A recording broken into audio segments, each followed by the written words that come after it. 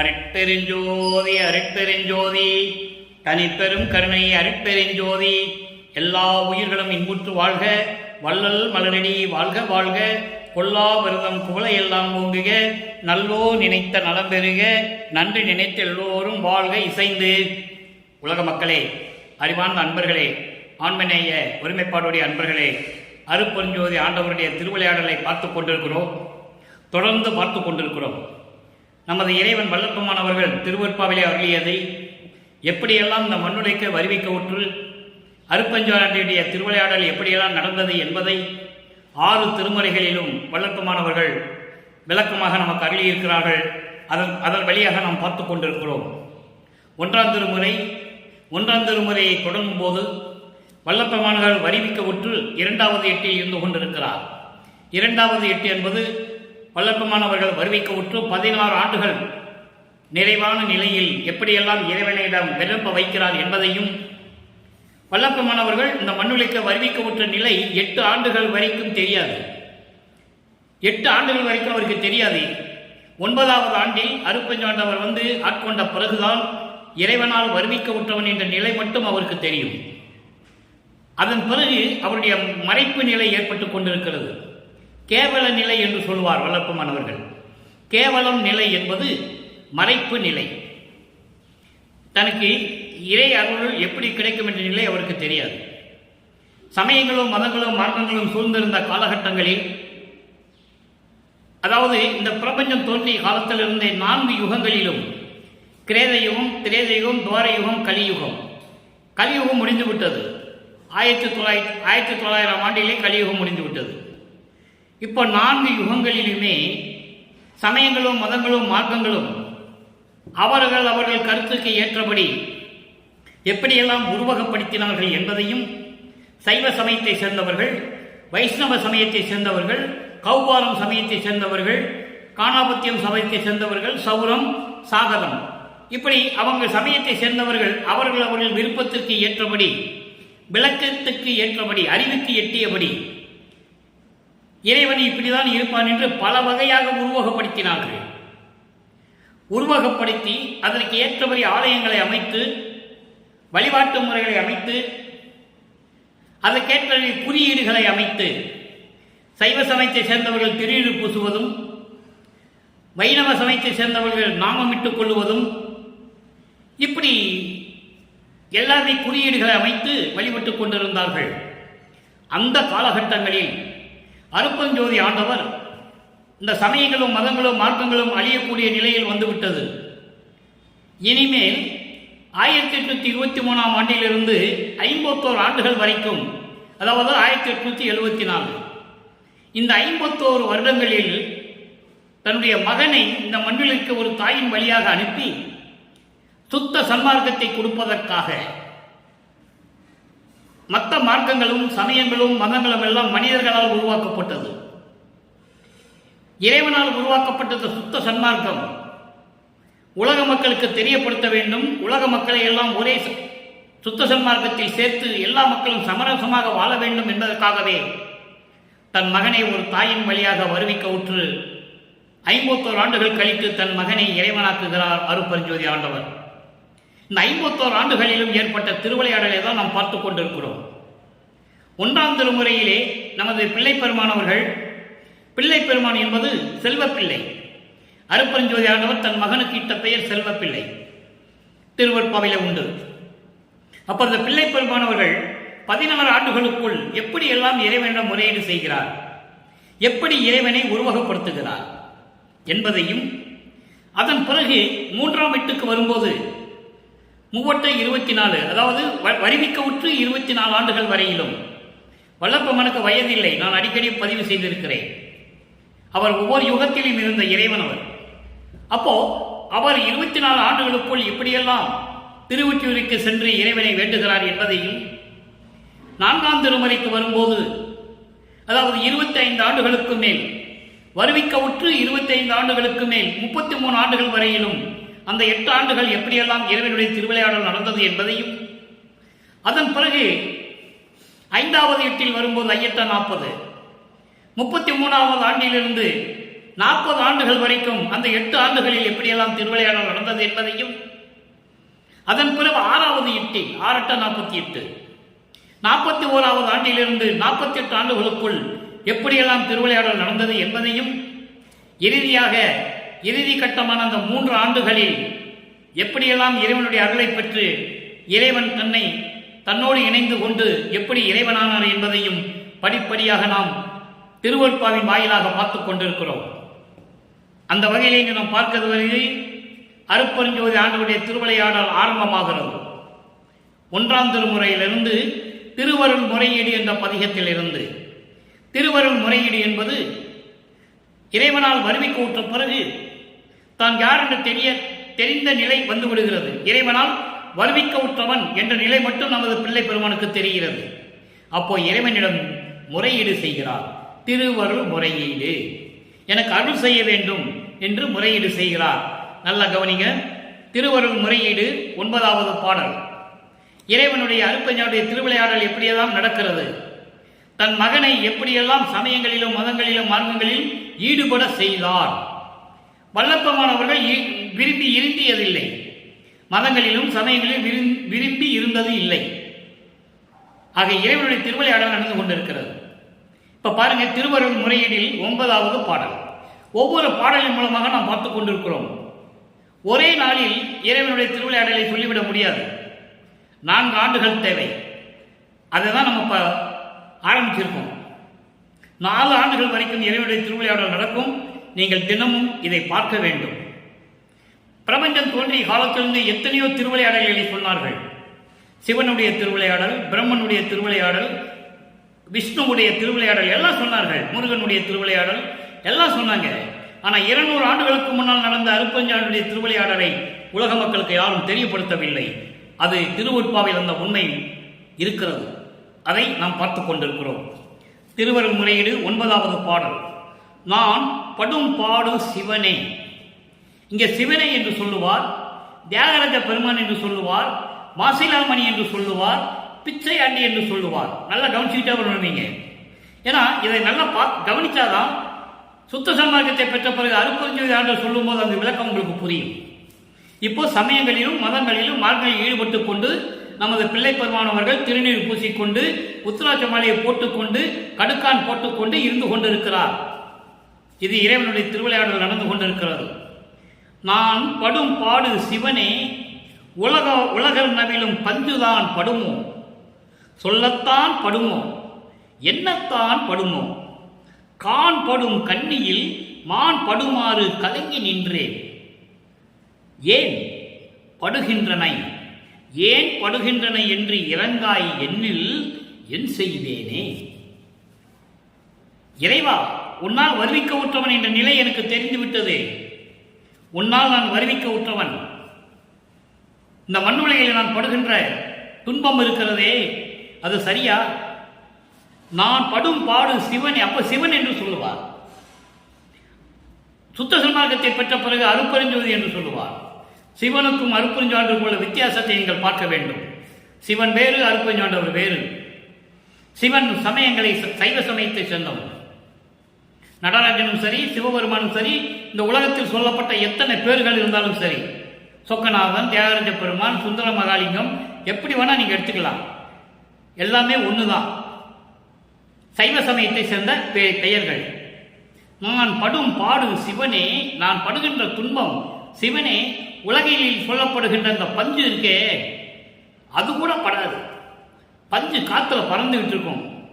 அந்த பஞ்சு படுற துன்பம் கூட கொஞ்சம் தான் இருக்கும். நான் அவ்வளவு துன்பப்பட்டு கொண்டிருக்கிறேன். அதை சொல்ல முடியுமா? இல்லை என்றால் நினைக்கத்தான் முடியுமா? கான் படும் கண்ணியில் மான் படுமாறு கலங்கி நின்றேன். காட்டிலே கண்ணிலே, அதாவது வலையில் சிக்கிய, காட்டில் மானை பிடிக்கிறதுக்கு முயலை பிடிக்கிறதுக்கெல்லாம் கண்ணி வலை சொல்லுவாங்க. வலை விரித்து வச்சிருப்பாங்க. அது மேலே எல்லாம் இலை தலையெல்லாம் போட்டு வலை தெரியாமல் வச்சிருப்பாங்க. மானும் சரி, முயலும் சரி, எது வேணுமோ அதில் போய் மாட்டிக்கும். அதுபோல காட்டில் வச்சிருக்கிற கண்ணியில், அந்த வலையில் மான் சிக்கிக்கொண்டு எப்படி துன்பப்படுமோ அது மாதிரி நான் கலங்கி நின்றேன், கலங்கி கொண்டிருக்கிறேன், வருந்தி கொண்டிருக்கிறேன். அது மட்டுமா ஏன் படுகிறாய் என்று இனி இறங்காவிட்டால், ஏன் மகனை இவ்வளவு துன்பப்படுகிறாய் என்று நீ தயவையும் கருணையும் காட்டி அருளாவிட்டால் நான் என்ன செய்வேன்? இதான் பாடலுடைய விளக்கம். அதாவது நான் படுகின்ற துன்பம் உலகிலே சொல்லப்படுகின்ற பஞ்சு கூட துன்பம், அந்த பஞ்சு கூட படாது. இதை சொல்ல முடியுமா? இல்லை நினைக்கதான் முடியுமா? காற்றிலே கன்னி வலையிலே சிக்கிய மானை எப்படி துன்பப்படுகிறதோ அதுபோல துன்பப்பட்டு கொண்டிருக்கிறேன். இவ்வளையும் பார்த்துவிட்டு நீ ஏன் மகனே துன்பப்படுகிறாய் என்று நீ எனக்கு இறங்கி தயவு காட்டி அருளாவிட்டால் நான் என்ன செய்வேனே என்று சொல்லுகிறார். முதல் கட்டம் இதான். தான் யார் என்று தெரிந்த பிறகு இறைவனுடைய திருவிளையாடலை விளக்கி கூறுகிறார், உலக மக்களுக்கு தெரிவிக்க வேண்டும் என்பதற்காக. உலக மக்கள் நான் இந்த நிலையில் இருக்கும்போது இறைவனால் வருவிக்க முற்று இப்படியெல்லாம் துன்பப்பட்டு கொண்டிருந்தேன் என்று கூறுகிறார். இப்போ நிலைகள் மாறுகிறது. இரண்டாம் திருமுறைக்கு வருகிறோம். புண்ணிய விளக்கம். புண்ணிய விளக்கம் என்பது மனசு அலைபாய்கிறது. இறைவனால் வருவிக்க முற்றவன் என்ற நிலை தெரிந்துவிட்டது. மனது அலைபாய்கிறது. மனம் ஒரு நிலையில் இல்லை. அப்போ மனம் ஒரு நிலையில் இல்லாத போது அந்த சைவ சமயத்தை சேர்ந்தவர்கள் திருநீர் பூசிக் கொள்வார்கள். உலகியலிலே சொல்லுவார்கள், தூக்கம் வரவில்லை என்று சொல்லும்போது திருநீர் பூசிக்கப்பா நிம்மதியா தூங்கலாம்னு சொல்லுவாங்க. நான் எனக்கு இவ்வளவு கஷ்டமா இருக்குதே அப்படின்னு சொல்லும்போது திருநீர் பூசிக்கோ சிவாய நம என்று சொல்லி திருநீர் பூசிக்கையா. திருநீர் பூசும்போது சிவாய நமன்னு சொல்லு உண்டு. இது உலகியலிலே நடந்த கதை, வழக்கம், பழக்க வழக்கங்கள். என அகவலிலே சொல்லுவார், இப்படியெல்லாம் நாமங்கள் சிவாய நம, நமச்சிவாயா, ஓம் சிவாய நம, இப்படியெல்லாம் மந்திரங்கள் ஒரு காலத்திலே இருந்தன. அது யார் சொன்னது? வேதங்கள். ரிக்வேதம், யசுர்வேதம், சாமவேதம், அதர்வன வேதங்கள்லாம் சொல்லிட்டு இருந்தது. இத்தனை மதங்கள் இத்தனை மந்திரங்கள் இருக்குது என்று. அதுபோல உலக மக்களும் சொல்லிக் கொண்டிருந்தார்கள். அந்த நிலையில் சமயங்களோ மதங்களோ மார்க்கங்கள் சூழ்ந்த நிலையில் நமது பிள்ளை பெருமானவர்களும் சொல்லுகிறார்கள், உள்ளத்திடம் சொல்லுகிறார். ஏனால் மனம் ஒரு நிலையில் இல்லை. அதை புண்ணிய விளக்கம் என்ற பதிகத்திலே கொடுத்திருக்கிறார். 9வது பாடல், 2ஆம் திருமுறை. ஒவ்வொரு திருமுறையிலிருந்தும் ஒவ்வொரு பாடலாக சொல்றோம். இறைவனுடைய திருவிளையாடல், அருப்பஞ்சாண்டுடைய திருவிளையாடல் எப்படி நடக்குது, தன் மகனை எப்படி சொல்ல வைக்கிறார். நல்ல கவனிங்க. சிந்தாமணியை நாம் பல நாள் தேடி எடுத்த செல்வம் அதை, இந்து ஆர் மேனி முடி கனியை இன்றே விடைமேல் வரச் செய்யும் கான். எப்படி? அதுதான் பிள்ளால சொல்றாரே, அந்தோர் வினையால் நெஞ்சே நீ அஞ்சாதே என் மேல் ஆணை கண்டாய், செந்தாமரையோன் தொழுது ஏத்தும் சிவாய நம என்று இடு நீரே. இது பாடல். இப்ப விளக்கம் பாருங்க. அதாவது மனமே, நெஞ்சே, என் உள்ளமே, நீ மனம் கலங்கிக் கொண்டிருக்கிறாய். மனம் ஒரு நிலையில் இல்லை என்று சொல்லுகிறார். அதான் விளக்கம். அவருடைய மனம் ஒரு நிலையில் இல்லை. மனம் அலைவாய்ந்து கொண்டிருக்கிறது. காரணம், வருவிக்க உற்றவன் என்ற நிலை தெரிந்துவிட்டது. இறைவனுடைய திருவிளையாடல் நடந்து கொண்டிருக்கிறது. ஏதாகுமோ என்னாகுமோன்னு துன்பப்பட்டு கொண்டிருக்கிறார், வருந்தி கொண்டிருக்கிறார். அப்போ உள்ளத்தை அடக்க வேண்டும். அதற்கு ஒரு நிலை வேண்டும். சமயங்களும் மதங்களும் மார்க்கங்களும் சூழ்ந்த காலகட்டங்களில் அவரும் அதை சொல்லுகிறார். நல்ல கவனிச்சுக்கணும், சொன்னது உண்மை. சிவாய நம என்று சொல்லி திருநீர் பூசிக்கொண்டு சொன்னது உண்மை. அந்த உண்மை பிற்காலத்தில் எப்படி ஆனது என்பதையும் சொல்ல வேண்டும். அதான் படிப்படியாக இறைவனுடைய திருவிளையாடல் நடந்து கொண்டிருக்கிறது. எப்படி தன் மகனை திருநீர் பூசிக்கொண்டு உலக மக்களுக்கு சொன்னாரோ, அதே உலக மக்களுக்கு திருநீர் பூச வேண்டாம் என்று சொல்லும்போது சுத்த சன்மார்க்கத்தை பெற்றுக்கொண்டார். அதன் விளக்கத்தை நம்ம பார்க்க போறோம். நல்லா கவனிச்சுட்டே வரணும். நான் ஏற்கனவே சொன்னது போல அன்பர்களே, இங்கே பேசக்கூடிய கருத்துக்கள், உண்மைகள் அத்தனையுமே திருவிருப்பாவையில் இருக்கின்ற உண்மைகள். இது சத்தியம். இதில் ஒரு வரி கூட என் சொந்த விளக்கம் கிடையாது என்பதை இங்கே நான் பதிவு செய்ய கடமைப்பட்டிருக்கிறேன். உலக மக்களுக்கு தெரிவிக்க வேண்டும். இப்போ பாருங்க, நெஞ்சமே ஏன் பயப்படுகிறாய்? மனம் ஏன் அலை பாய்ந்து கொண்டிருக்கிறாய்? வேண்டாம், பயப்படாதே. சிவாய நம என்று சொல்லி திருநீர் பூசிக்கோ. எப்படி சொல்றா பாருங்க, சிவாய நம என்று திருநீர் பூசிக்கோ. நீ பூசிக்கிட்டா என்னென்ன நடக்கு தெரியுமா? என்னென்ன நடக்கும்? நீங்காத வினைகளினால் ஏற்பட்ட துன்பங்கள்லாம் நீங்கும். அதோடு மட்டுமல்ல, நம்ம தேடி இருக்கின்ற அந்த அருள் செல்வத்தை, இறைவனை நாம் பார்க்கலாம். பிறையை, அதாவது பிறை சந்திரனை சடைமுடியில் சூடிய இறைவனை நீர் பார்க்கலாம். காளை வாகனம் மீது வருகின்ற இறைவனை பார்க்கலாம். காளை வாகனம் நந்தி, நந்தி மேல வருவதை நீங்க பார்க்கலாம். அதோடு மட்டுமல்ல, செந்தாமரையோன் பொழுது வலுக்கும் செந்தாமரையோன் என்பது பிரம்மன். செந்தாமரை மலரிலே வீற்றிருக்கின்றவன் பிரம்மன். அவன் கூட தொழுது வணங்கிக் கொண்டிருக்கிறான். சிவாயனமா என்று சொல்லி வணங்கிக் கொண்டிருக்கிறான் என்று சொல்லுவார். இதான் அந்த பாட்டுடைய பொருள். நல்லா கவனிக்கணும்.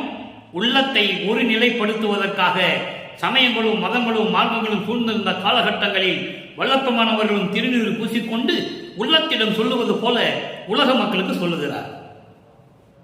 இது இறைவனுடைய திருவிளையாடல். தன் மகனை சொல்லுகிறார் அருட்பெருஞ்சோதி ஆண்டவர். அதுக்கப்புறம் செந்தாமரையும் தொழுது ஏற்றும் என்று ஒரு வரி சொல்லுகிறார். அது சொல்லுவார் பாருங்க. இன்னொரு பாடல சொல்லுவாரு, பூமேல் அவனும் மால் அவனும் போற்றி வலுத்தும் பூங்கலார். பூமேல் அவன், பூமேல் அவன் என்பது செந்தாமரை மேல் இருக்கின்ற பிரம்மன். அதை இங்க சொல்றாரு செந்தாமரையோன். அப்ப அந்த மலையில் மேல் இருக்கின்ற பிரம்மனும் சரி திருமாலும் சரி சிவாய நம என்று சொல்லி போற்றி வணங்கிக் கொண்டிருக்கிறார்கள் அவருடைய திருவடியை நினைத்து என்று சொல்லுகிறார். அதோடு மட்டுமல்ல, இன்னொரு இடத்துல சொல்வார், பொன்னயனும் புறத்தவனும், பொன்னயனும் புறத்தவனும். புறத்தவன் என்பவன் இந்திரன், புறத்தவன் என்பது இந்திரன். பொன் நயனும், பொன்னயன் என்பது திருமால். திருமாலும் இந்திரனும். அடுத்து பிரம்மன் சொல்வார் பாருங்க, பூ வாழ்பவன். பூ வாழ்பவன் செந்தாமரை பூவில் இருக்கின்றவன் பிரம்மன். இவ்3 பேருமே புகழ்ந்து வணங்கிக் கொண்டிருக்கிறார்கள். சிவாயனமாய் என்று சொல்லி வணங்கிக் கொண்டிருக்கிறார்கள் என்று சொல்லுகிறார். இது சுத்த சன்மார்க்கத்தை பெற்ற பிறகு இதே இந்திரனும் பிரம்மனும் திருமாலும் வானவர்களும் மகேஸ்வரனும் சதாசிவம் யாராக இருந்தால் சரி என்னை வணங்குகிறார்கள் என்று சொல்லுவார். அற்புதமான காட்சிகள் எல்லாம் உண்டு. திருவிளையாடல், இந்த திருவற்பாவிலே இவ்வளவு திருவிளையாடல் நடந்து கொண்டிருக்கிறது. அதுக்குதான் இந்த பாடலை உலக மக்களுக்கு சொல்லுகிறார். எல்லாரும் சேர்ந்து சிவனை வணங்கியவர்கள், சுத்த சன்மார்க்கத்தை பெற்ற பிறகு என்னை வணங்கியவர்கள் என்று சொல்லுவார். என்னை வணங்குகிறார்கள் என்று சொல்லுவார். பாடலிலே உண்டு. அதை நம்ம பார்க்க போறோம். அப்போ இப்படியெல்லாம் சிவாயனம் என்று சொல்லி நீ திருநீர் பூசிக்கோ என்று சொல்லி உள்ளத்திடம் சொல்லுகிறார். இப்போ இந்த நிகழ்வுகளால் நடக்கிற வரைக்கும் வல்லப்பமான் திருவொற்றியூருக்கு செல்லவில்லை. நல்லா கவனிக்கணும். நீங்க திருவொற்றியூருக்கு செல்லவில்லை. அப்போ இவருக்கு வயது என்பது வருவிக்க உற்ற ஆண்டிலிருந்து 16 ஆண்டுகள் முடிந்து விட்டது. 16 ஆண்டுகள் வரைக்கும் அருட்பெருஞ்சோதியுடைய திருவிளையாடல் எப்படி நடந்தது என்பதை பார்த்துட்டோம். வரிக்க உற்று 8 ஆண்டுகளுக்குள் தன் மகனுக்கு அருட்பெருஞ்சாண்டவர் எந்த அருளையும் கொடுக்கவில்லை. அப்போ அவர் ஒரு மனநிலையில் இல்லாமல், உலகில கூட சொல்லுவாங்க, செவி வெளி கேள்விகள்லாம் சொல்லுவாங்க, செய்திகள்லாம் சொல்லுவாங்க. பள்ளிக்கூடத்தில் சேர்த்தாங்க, படிக்க முடியாத வெளியே வந்துட்டாரு, அப்புறம் வீட்டுக்குள்ள சேர்க்க மாட்டேன்ட்டாங்க, கந்த கோட்டத்துக்கு போனாரு, அப்படிலாம் சொல்லுவார்கள். அது உலகியல் விளக்கம் இருக்கட்டும், நம்ம அதுக்குள்ள போக வேண்டாம். நம்ம அதுக்குள்ள போய் விளக்கமாகலாம் பேச வேண்டாம். 8 ஆண்டுகள் வரைக்கும் அவர் மனநிலை ஒரு நிலையில் இல்லை. எதிலையுமே அவர் மன நாட்டம் செல்லவில்லை. 9வது ஆண்டு 2வது எட்டுக்கு வரும்போதுதான் தன் மகனை ஆட்கொள்ளுகிறார் அருட்பெருஞ்சோதி ஆண்டவர். ஆட்கொண்ட பிறகு மகன் என்ற நிலை மட்டும் காட்டிவிட்டு மறைந்து விடுகிறார். அப்ப இவருக்கு வருவிக்க உற்றவன் என்ற நிலை மட்டும் தெரிகிறது. அப்ப இறைவனிடம் முறையீடு செய்கிறார். மனதை ஒருநிலைப்படுத்துவதற்காக இந்த சமயங்களும் மதங்களும் மார்களும் எப்படி சொல்லிச்சோ அதே மாதிரி இவரும் சொல்லுகிறார், சிவாய நமன்னு திருநீர் பூசிக்கோ, உள்ளமே பயப்படாதே என்று சொல்லுகிறார். இந்த 2 நிலைகள் இருக்கிற வரைக்கும் இவர் திருவொற்றியூருக்கு செல்லவில்லை. நிலைகள் மாறுகிறது.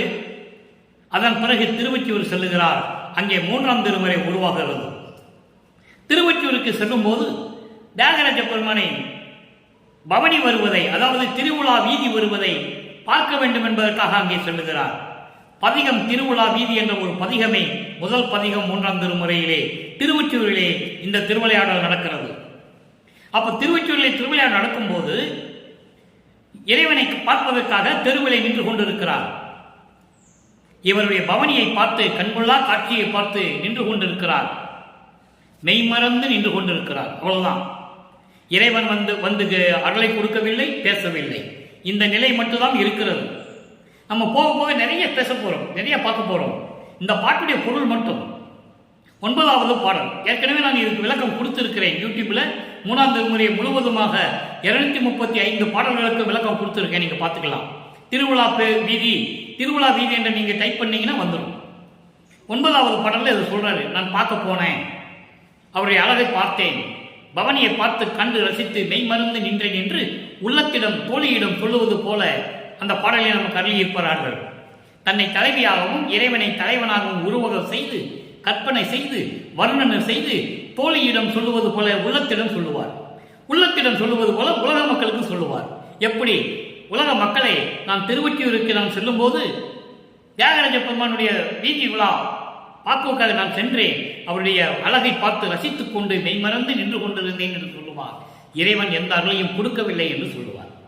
அடுத்து அப்படியே 2வது பதிகம், 3ஆம் திருமுறையில் 2வது பதிகம், நாரையும் கிளியும் நாட்டூரும் தூது என்ற பதிகத்திலே 9வது பாடல். 9வது பாடலில் சொல்வார் பாருங்க, அதாவது தியாகராஜ பெருமானை பார்த்து நான் சொல்லுவதை அப்படியே போய் சொல்லு என்று நாரையிடம் சொல்லுவது போலவும் கிளிகளிடம் சொல்லுவது போலவும் தூது அனுப்புவார். எப்படி தூது அனுப்புவார்? தியாகராஜ பெருமான் போய் நின்று நான் சொல்றதை அப்படியே சொல்லுங்கன்னு சொல்லுவார். எப்படி சொல்றாருன்னு பார்க்கலாம் பாருங்க. அதாவது தியாகராஜ பெருமான் திருவொற்றியூரிலே நீர்நிலைகளும் பூஞ்சோலைகளும் அழகாக திகழ்ந்து கொண்டிருக்கின்ற திருவொற்றியூரில் இருக்கின்ற தியாகராஜ பெருமான் போய் நேரா போய் நான் சொல்லுவதை சொல்லுங்கள் நாரையே கிளிகளே என்று சொல்லுவார். ஒரு பாடலிலே நாரையை தூது அனுப்புவார், அடுத்த பாடலிலே கிளிகளை தூது அனுப்புவார். அந்த நிலையில் எப்படி சொல்கிறார் பாருங்க, தியாகராஜ பெருமானே உன்னை நினைத்துக் கொண்டு எங்கள் தலைவி, தலைவி என்பது இங்கே பிள்ளை பெருமான் அவர்கள் தன்னை தலைவியாகவும் இறைவனை தலைவனாகவும் வர்ணனை செய்து இதை உலக மக்களுக்கு தெரிவிக்கிறார்.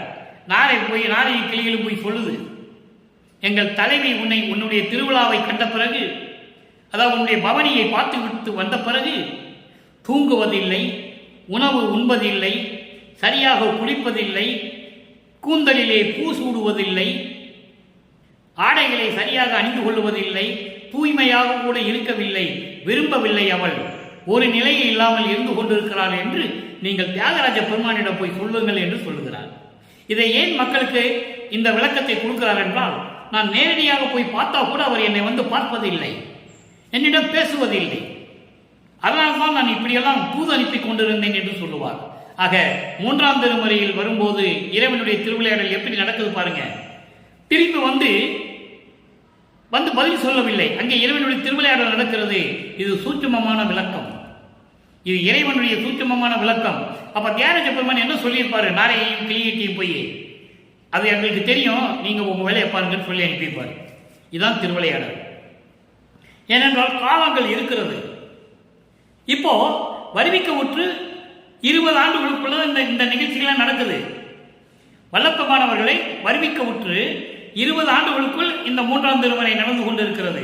இன்னும் ஆண்டுகள் நிறைய இருக்கிறது என்பதற்காக இறைவன் திருவிளையாடல் செய்து கொண்டிருக்கிறார். இது 3ஆம் திருமுறை. இப்ப பாருங்க 4ஆம் திருமுறைக்கு வரும். 4ஆம் திருமுறையில பிரசாத மாலை 3வது பதிகம், 1வது பதிகம் அன்பு மாலை 31 பாடல்கள், 2வது அருட்பிரகாச மாலை, திரு அருட்பிரகாச மாலை 100 பாடல்கள். இதுக்காக நம்ம ஏற்கனவே விளக்கம் கொடுத்தாச்சு, யூடியூப்ல இருக்கு. இருந்தாலும் தேவைக்கேற்றபடி விளக்கங்கள் நாம் தர வேண்டிய ஒரு காலத்தின் கட்டாயத்தில் இருக்கிறோம். இப்போ விளக்கம் சொல்லாத பிரசாத மாலை ஏன் அதை நான் வச்சிருந்தேன்னா, இந்த திருநூறு பூசிகன்னு சொல்றாருல சிவாயனமான்னு சொல்லி, அதுக்கு பதில் சொல்லணும் உலக மக்களுக்கு. எப்ப இறைவன் இதை வேண்டான்னு சொன்னாரு வல்லப்பெருமான் கிட்ட சொல்லணும்ல. முதல்ல இருக்க சொல்றாரு, சிவாயனமன் சொல்லி பூசிக்க சொல்றாரு. அப்போ 4ஆம் திருமுறைக்கு வரும்போது பிரசாத மாலை, திருநூறு பையை எடுத்து எல்லாருக்கும் திருநூறு கொடுக்கின்ற இறைவன், அது திருநூறு கொடுக்கிறது இறைவன் யாருக்கு தெரியாது. ஒரு சாமியார் வேடத்திலேயோ ஒரு அடியார் வேடத்திலேயோ எல்லாருக்கும் திருநூறு கொடுத்துட்டு இருக்காரு. இவரும் போய் திருநூறு கேட்கிறாரு. அவர் சிரிச்சுக்கிட்டே சொல்றாரு, உனக்கு இனிமே இது தேவையில்லை. ஒவ்வொரு முறையும் 10 பாடல்களில் திருநூறு பையை திறந்து ஒரு பூ கொடுப்பாரு. அதை விளக்கத்தை நம்ம பார்த்துட்டு இருக்கோம். இன்னைக்கு 5 பூதங்களுடைய விளக்கத்தை தருவதற்காக தான் இந்த பாடலை நாம் பார்த்து கொண்டிருக்கிறோம். இப்ப என்ன பண்றாரு? இறைவன் வருகிறாரு. இவர் எப்படி அந்த நிகழ்ச்சியை சொல்றாருன்னு நீங்க பார்க்கணும். கண் விருப்பம் கொல கரணம் கனிந்து கனிந்து உருக கருணை வடிவு எடுத்து அருளி கடையேன் முன் கலந்து மண் விருப்பம் கொள்ளும் மனப்பூ மகிழ்ந்து எனக்கு கொடுத்து வாழ்க என்று நின்றனை. வாழ்க என நின்றனை நின் மனக்குறிப்பே அறியேன். நல்லா கவனிக்கணும். திருநீர் கொடுக்கல, ஒரு அருள் மனப்பூ கொடுக்குறாரு. ஏன் கொடுக்குறாரு எனக்கு தெரியலன்னு சொல்றாரு. அதாவது அது அந்த பூ என்ன பூ, என்ன அருள் கொடைன்னு மட்டும் சொல்றாரு. அது விளக்கத்தை வராது. அந்த விளக்கம் எப்போ வரும்? சுத்த சமாகத்தை பெற்ற பிறகு விளக்கம் வரும். அதையும் நம்ம பார்க்க தான் போறோம். அடுத்த வருடம் நம்ம பார்க்க போறோம். பெண் விருப்பம் தவிர்க்கும் ஒரு சிவகாமி வள்ளி பெண் விருப்பம் பெற இருவர் பெரியர். இந்த இருவர் பெரியர் என்பது முனிவர்கள், மகா தவம் இருந்த முனிவர்கள். பதாஞ்சலி, வியாக்கிரபாதர். பதாஞ்சலியும் வியாக்கிரபாதரனும் ரெண்டு பெரும் முனிவர்கள். அந்த ரெண்டு முனிவர்களும் சொன்னால் சிவபெருமான் என்ன வேணாலும் செய்வார். அப்படி அருளை பெற்றவர்கள் அவர், சிவபெருமானுடைய அருளை பெற்றவர்கள். அப்படி இருவர் பெரியர் உளங்கழித்த பண் விருப்பம் தரும் மறைகள் பல பல நின்று ஏத்த பரம சிதம்பர நடனம் பயின்ற பசுபதியே. இது பாடல். இந்த பாடலை விளக்கம் பாருங்க. இறைவன் வருகிறாரு, திருநு பைய திறக்கிறாரு, திருநூறு கொடுக்கல. ஏன்னா காலங்கள் மாறிவிட்டது. இறைவனுடைய திருவிளையாடல் அடுத்த கட்டத்துக்கு போயிடுச்சு. 4ஆம் திருமுறை 4:32 வருவிக்க விட்ட 25 ஆண்டுகளுக்கு பிறகு 32 ஆண்டுகளுக்கு என்ன நடக்குது இந்த 4ஆம் திருமுறையில? இதை அன்பு மாலையில எப்படி சொல்றாரு, பிரசாத மாலையில எப்படி சொல்றாரு, அருட்பிரகாசம் எப்படி சொல்றாருன்றதை நம்ம பார்க்க போறோம். இப்போ இந்த 9வது பாடல்ல அதனுடைய விளக்கம் பாருங்க. அதாவது உன்னை கண்ணால் பார்க்க வேண்டும் என்று நினைக்கும் போதெல்லாம் உள்ளம் உருகி உருகி நெகிழும் போது கருணை வடிவம் எடுத்து அருளி இந்த கடையேன் முன் எழுந்தருளி என் அருகில் வந்து ஐம்பூதங்களாகிய மண், அதாவது மண் என்பது நிலம், நீர், நெருப்பு, காற்று, ஆகாயம், இவைகளுடைய விளக்கங்களை அளிக்கக்கூடிய ஒரு மனப்பூ, ஒரு அருள் மனப்பூ, மண் கொள்ளும் அருள் மனப்பூ. மண் கொள்ளும் அருள் மனப்பூ என்பது 5 பூதங்களுடைய விளக்கங்களை தரக்கூடிய ஒரு அருள் கொடை. அதான் பூ என்று சொல்லுகிறார். அதை கொடுத்து மகிழ்ந்து எனக்கும் கொடுத்து வாழ்க என்று என் எதிரில் நின்றாய். ஆக அதாவது 1ஆம் திருமுறையில பார்க்கும்போது வேண்டுகிறார், இறைவனுடைய அருளை வேண்டும் என்று வேண்டுகிறார், வருவிக்க விட்டவன் என்ற நிலை தெரிகிறது. 2ஆம் திருமுறை வரும்போது மனநிலை ஒரு நிலையில் இல்லை. 3ஆம் திருமுறை வரும்போது இறைவனுடைய பவனியை பார்க்கிறார், இறைவன் அருளை கொடுக்கவில்லை. இதுதான் 3 நிலைகளுக்கும் 3 திருமுறை வரைக்கும் ஓடிட்டு இருக்கு. 4ஆம் திருமுறைக்கு வரும்போது ஏமசித்தியை பெறுகிறார். அந்த விளக்கெல்லாம் நம்ம பின்னால பார்க்க போறோம். ஏமசித்தியை பெறுகிறார். இந்த திருநீர் வேண்டாம்னு சொல்லி 3 தேகங்களை விளக்கக்கூடிய விளக்கங்கள், புரோண தேகம், சுத்த தேகம், ஞான தேகத்தை சொன்னார். தத்துவங்களை எப்படி கடப்பென்ற விளக்கத்தை தருவதற்காக ஒரு அருள் கொடையை கொடுக்கிறார். அந்தங்களை கடப்பது எப்படி என்று சொல்லுகிறார். சாகா கல்வியை எப்படி பெற வேண்டும் என்பதை கூறுவதான விளக்கங்களை கூறுகிறார். அதன் பிறகு ஐம்பூதங்களை எப்படி அடக்கி ஆள வேண்டும் என்ற விளக்கத்தை விளக்குவதற்காக ஒரு அருள் கொடையை கொடுக்கிறார். அருள் கொடை மட்டும்தான் கொடுக்கிறாரு. விளக்கம் 6ஆம் திருமுறையில் வருதும் நம்ம பார்க்க போறோம். அப்போ இப்படியெல்லாம் திருவிளையாடல் நடந்து கொண்டிருக்கிறது, இறைவனுடைய திருவிளையாடல் என்பதை இங்கே நான் பதிவு செய்ய கடமைப்பட்டிருக்கிறேன். இப்படியெல்லாம் இருக்கின்ற இறைவனே சிவகாமி வள்ளியை மணப்பதற்காக, இறைவன் மணப்பதற்காக சிவகாமி வள்ளியிடம் 2 பேர் சொல்றாங்க. அந்த பெண்ணுடைய விருப்பத்தை பெறுவதற்காக அதான் சொல்றாரு, பெண் விருப்பம் பெற. எந்த பெண் விருப்பம் பெற? சிவகாமி வள்ளி பெண் விருப்பம் பெற இருவர் பெரிய பதாஞ்சலியும் வியாக்கிரபாதர் என்ற 2 மா முனிவர்களும், மா தவம் செய்த முனிவர்களும் போய் சிவகாமி வள்ளியிட்ட விருப்பம் பெறுகிறார்கள். நீ இறைவனை மணந்து கொள்ள வேண்டும் என்று சொல்லி விருப்பம் பெற்றுக் கொண்டு வருகிறார்கள். நீங்க திருவடி புகழ்ச்சியில் பாடும்போது ஏற்கனவே நம்ம பார்த்திருக்கோம். சுந்தரனுக்காக பரமேனாச்சாரியிடம் விருப்பம் பெறுவதற்காக இறைவன் தெருவிலை போவார். எழில் பறவை இசைய ஆவூர் மருகின் நகை கொண்டு முழுவதும் உலவும் பதம். ஏற்கனவே அதை நம்ம பார்த்திருப்போம். இப்போ இறைவனை வணக்க வேண்டும் என்பதற்காக இன்று முனிவர்கள் செல்லுகிறார்கள். தவம் செய்த முனிவர்கள். நல்லா கவனிக்கணும். நீங்க எதுக்கு? சிவகாமி வள்ளியினுடைய விருப்பத்தை பெறுவதற்காக. சிவகாமி வள்ளி பெண் விருப்பம் தவிர்க்கும் ஒரு சிவகாமி வள்ளி பெண் விருப்பம் பெற இருவர் பெரியர் உள்ளங்களித்த மகிழ்ச்சியோடு அந்த இதை பெற்றுக் கொண்டு வருகிறார்கள். சிவகாமியினுடைய அனுமதியை உள்ளங்களித்த பண் விருப்பம் தரும் மறைகள் பல பல நின்று ஏத்த. அதாவது மறைகள் பல பல என்பது வேதங்கள். 4 வேதங்கள். ரிக் வேதம், யசுர் வேதம், சாம வேதம், அதர்வேண வேதம். இந்த 4 வேதங்களும் பன்னிசையோடு எப்படி இறைவனை வணங்குகின்றன. அதாவது வேத கீத இசை என்று சொல்லுவார் வளர்ப்பமான். வேத கீத இசை என்று சொல்லுவார். அப்படி வேதங்கள் கீத இசையோடு எப்படி வணங்குகின்றன நின்று ஏத்த பரம சிதம்பர நடனம் பயின்ற. சிதம்பரம் சொன்னா நீங்க சிதம்பரத்துக்கு போயிடக்கூடாது. நல்லா கவனிக்கணும். சிதம்பரம் சொன்னா அப்புறம் சிதம்பரம் போயிட்டு தான் வரணும்னு நீங்க நினைக்கக்கூடாது. இங்கே சிதம்பரம் என்பது திருச்சிற்றம்பலம்.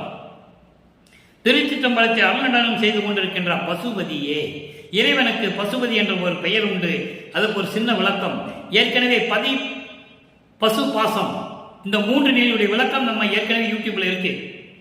வள்ளலார் அருட்பெருஞ்சோதி கிருஷ்ணமூர்த்தி என்ற யூடியூப்குள்ள போனீங்கன்னா பதி பசு பாசம் விளக்கம் உங்களுக்கு கிடைச்சிடும்.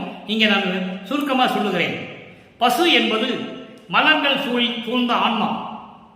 இந்த மலங்கள் சூழ்ந்த ஆன்மாவை எப்படியாவது சுத்தப்படுத்த வேண்டும் என்று இறைவன் நினைக்கிறார். ஆனால் பசு தந்திரமாக எப்படியாவது இறைவனோடு சேர்ந்து விட வேண்டும் என்று சேர்ந்து விடுகிறது. இறைவனும் ஏற்றுக்கொள்ளுகிறார். ஏனால் அந்த ஆன்மாவில் இருக்கின்ற மலங்களை எல்லாம் நீக்கி சுத்தமாக்க வேண்டும். அப்படி பசுவோடு இணைந்ததனால் இறைவனுக்கு பெயர் பசுபதி என்ற ஒரு பெயர் உண்டு. அப்படிப்பட்ட இறைவனே என்று சொல்லுகிறார். உன்னை விளக்கம் பாருங்க. உன்னை கண்ணால் பார்க்க வேண்டும் நினைக்கும் போதெல்லாம் உள்ளம் உருகி நிகழும் போது கருணை வடிவம் எழுந்தருளி என் முன் எழுந்தருளி திருநீர் பையை அவிழ்த்து ஒரு மணப்பூவை கொடுத்தாய். அருள் மணப்பூ. அது எப்படி பழகுனா மண் விருப்பம் கொள்ளும். அதாவது மண் என்பது நிலம். இப்படி 5 பூதங்களுடைய விளக்கங்களை குறிப்பதற்காக அந்த அருள் படையை கொடுத்தாய். உன் உள்ளத்தில் என்ன நினைத்து கொண்டு கொடுத்தாய் என்று எனக்கு தெரியவில்லை என்று சொல்லுவார். நின் மன குறிப்பே அறியேன் என்று சொல்லுகிறார். நீ என்ன நினைச்சு கொடுக்கிறன்னு எனக்கு தெரியாது என்று சொல்லி சிவகாமி வள்ளியில் விருப்பம் பெறுவதற்காக பதாஞ்சலியும் வியாக்கிரபாதர் என்ற முனிவர்கள் எல்லாம் சம்மதம் பெற்றுக் கொண்டு வந்து சிவகாமி வள்ளியை மணந்த இறைவனே, திருச்சிற்றம்பலத்தில் அருளனம் செய்து கொண்டிருக்கின்ற பசுபதியே எனக்கு அருள்வாயாக என்று சொல்லுகிறார். இது விளக்கம். இப்போ 4ஆம் திருமுறை பார்த்தாச்சு. இதுக்கு பிறகு என்ன நடக்கிறது? தனக்கோடிக்கு தாலி கட்டுகிறார். அப்போ அந்த திருமணத்தின் போது பிரம்மன் விஷ்ணு இவங்கெல்லாம் மலர் தூவி வாழ்த்துகிறார்கள். இந்த நிலையெல்லாம் நடந்து கொண்டிருக்கிறது.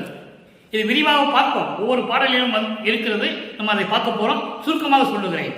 அப்போ 32 ஆண்டுகள் வரைக்கும் அருட்பெருஞ்சோதியுடைய திருவிளையாடல் நடந்ததை நாம் பார்த்து விட்டோம்.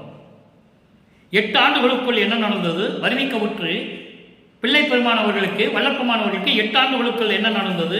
இறைவன் எப்படி அருள் செய்தார் திருவிளையாடல் மூலம். அதன் பிறகு 16 ஆண்டுகளுக்குள் என்ன நடந்தது? 24 ஆண்டுகள் வரைக்கும் என்ன நடந்தது? வருவிக்கவுற்று 25 ஆண்டுகளுக்கு மேல் தனக்கோடியை திருமணம் பண்ணது, ஏமசித்தி அடைந்தது, இந்த திருநூறு வேண்டான்னு சொன்னது, இதெல்லாம் நடந்து விட்டது. இப்போ சுத்த சன்மார்க்கத்தை பெறப்போகிறார். வருவிக்கவுற்று 33வது ஆண்டில் சுத்த சன்மார்க்கத்தை தன் மகனுக்கு அளிக்க வேண்டும் என்று சொல்லும்போது இந்த சமயங்களிலும் மதங்களிலும் மார்க்கங்களில் ஏற்பட்ட எல்லா துன்பங்களையும் நீக்குகிறார். சமயங்களிலும் மதங்களிலும் மார்க்கங்களில் தன் மகன் பட்ட துன்பங்களை எல்லாம் நீக்குகிறார். எப்படியெல்லாம் அருளை கொடுக்கிறார்?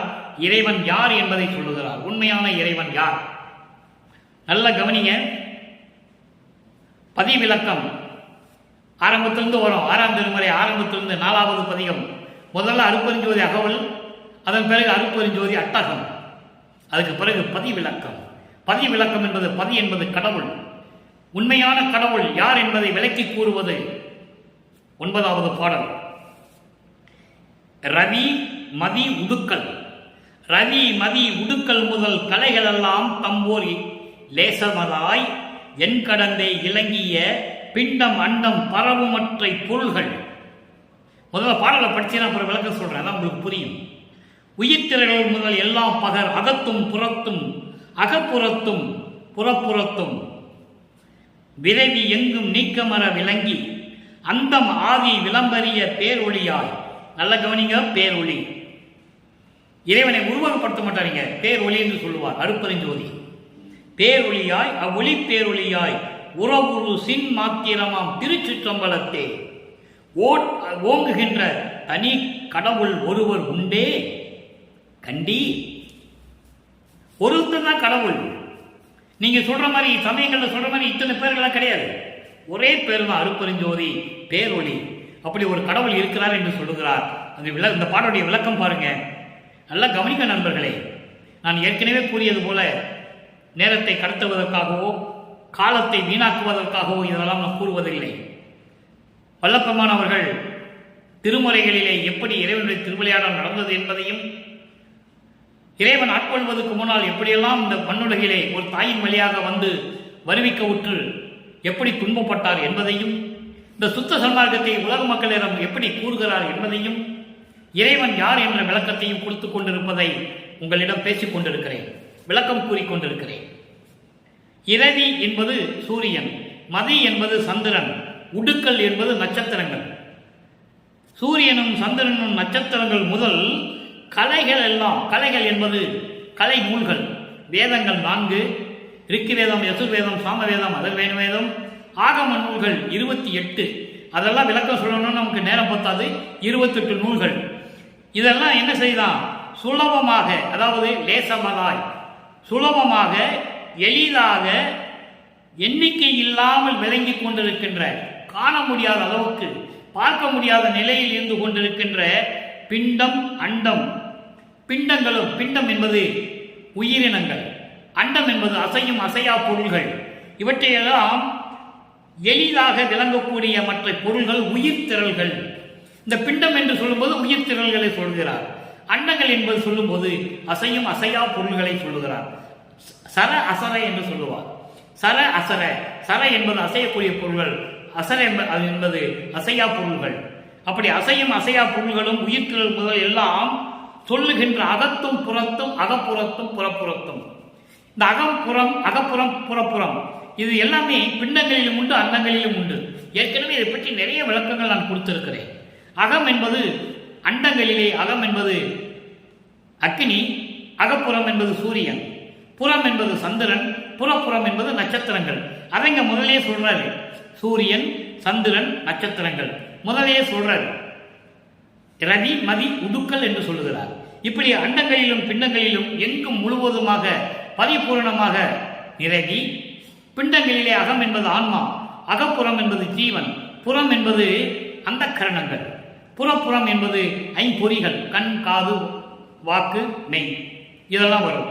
அப்போ இவையெல்லாம் நீக்கமர எங்கும் பரிபூரணமாக விளங்கி கொண்டிருக்கின்ற அந்தம் ஆதி விளம்பரிய, அதாவது அப்படிப்பட்ட இறைவனை முதலும் முடிவுமாக அறிய முடியாத அளவில் இருந்து கொண்டிருக்கின்ற அந்த பேர் ஒளியை, அருட்பெரும் ஜோதியை அவ்வொளி பேரொளியாய், அதான் ஜோதியில் ஜோதி என்று சொல்லுவார். ஜோதியில் ஜோதி, அந்த ஒளிக்குள் ஒளியாக நடனமாடிக்கொண்டிருக்கின்ற இறைவன் அருள் வளமை பொருந்திய உருவுரும் என்பது அருள் வளமை பொருந்திய சின் மாத்திரமாம். சின் மாத்திரமாம் என்பது சின்மயம் என்று சொல்லுவார். அதேங்கிறார் சின் மாத்திரம் என்று சொல்லுகிறார். சின் மாத்திரம் என்பது மெஞ்ஞான நிலையில் இருந்து கொண்டிருக்கின்ற திருச்சிற்றம்பலத்திலே விளங்கிக் கொண்டிருக்கின்ற ஒரு இறைவன் உண்டு. அவன் பிரபஞ்சத்திற்கு ஒரே இறைவன், ஆதியும் அந்தமெல்லாம் தோன்றிய இறைவன், அருட்பெருஞ்சோதி சுயமாக தோன்றிய இறைவன். அப்படி ஒரு இறைவன் இருக்கிறார், உலக மக்களே நீங்கள் அறிந்து கொள்ளுங்கள் என்று சொல்லுகிறார். இதுதான் பதிவிலக்கம். இறைவனுடைய விளக்கத்தை சொல்லுகிறார். சுத்த சன்மார்க்கத்தை பெற்ற பிறகு அதுக்கு அர்த்தம் பாருங்க. அங்கே திருவருள் முறையீடு 1ஆம் திருமுறையிலே, 6ஆம் திருமுறையிலே திருவருள் விளைதல். அதேதான் அங்கு முறையீடு செய்கிறார். இறைவன் யாருன்னு தெரியாது, வருவிக்க உற்றன் என்ற நிலையில் அருட்பெருஞ்சோதியுடைய திருவிளையாடல் நடந்து கொண்டிருக்கின்றன. அந்த நிலையில் திருவருள் முறையீடு செய்வார். இங்கே திருவருள் வேண்டும் என்று கேட்பார். அதான் விளைதல். அப்போ வித்தியாசத்தை நீங்க பார்த்துக்கணும், வேறுபாடை நீங்க நல்லா கவனிக்கணும். சமயங்களிலும் மதங்களிலும் மார்க்கங்களில் இருக்கும்போது எப்படி முறையீடு செய்தார். சுத்த சன்மார்க்கத்தை பெற்ற பிறகு இறைவன் ஒருவன் என்ற நிலையில் இருக்கும்போது அருட்பெருஞ்சோதி ஆண்டவரிடம் திருவருள் வேண்டும் என்று கேட்பார். திருவருள் விளைதல். 9வது பாடல் 6ஆம் திருமுறை பதிகம் 13. படிப்படியாக வரும். ஒவ்வொரு பதிகத்தை வரும்போது நம்ம பார்த்துட்டு இருக்கோம். 4 வருஷம் சொல்லணும். இறைவனுடைய திருவிளையாடலை 4 வருஷத்துக்கு சொல்லணும். அதனால நீங்க தொடர்ந்து பார்க்கணும். பார்த்தாலும் அதனுடைய அருமை உங்களுக்கு புரியும். அழகனே, ஞான அமுதனே, இறைவன் எப்படி சொல்ல பாருங்க. இங்கே பிறைச்சந்திரன் சூடியவன், கங்கையை சூடியவன், பாம்புகளை கழுத்தில் அணிந்து கொண்டவன், காலை மீது வருகின்றவன், நந்தியை வாகனமாக உடையவன், அதெல்லாம் வராதிங்க. அழகனே, ஞான அமுதனே, அதான் அருட்பெருஞ்சோதி.